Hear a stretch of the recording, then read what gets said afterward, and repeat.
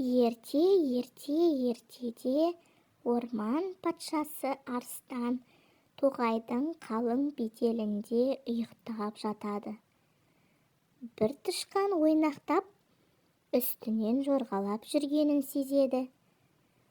Арыстан ұйқысынан ызаланып оянып, тышқанды ұстап алып, өлтірмекші болғанда, тышқан жалбарынып: «Тақсыр, мені өлтірмеңізші, бір жолға кешіре көріңіз. Бір күні мен де бір қызметіңізге жарармын», дейді. Арыстан оның сөзіне күліп: «Сен өзің кішкентай бір тышқансың, менің қандай қызметіме жарамақсың», деп жаны ашып, тышқанды қоя береді. Тышқан байғұс қуанып: «Арыстан досым», деп жүгіріп ойнап кете береді. Күндердің күнінде арыстан жортып ойнап жүріп, аңшылардың құрған тұзағына түсіп қалады.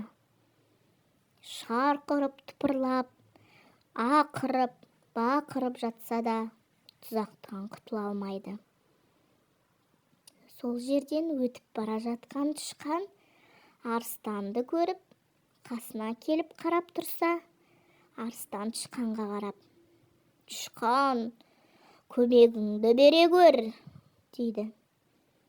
Тышқан дереу тістерімен тұзақтың жіптерін кеміріп, қиып жіберіп, арыстанды тұзақтан құтқарады.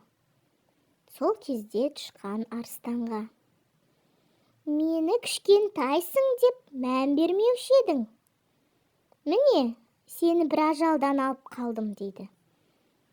Осылайша арыстан жасалған жақсылықтың қайтарымы болатынын түсінеді.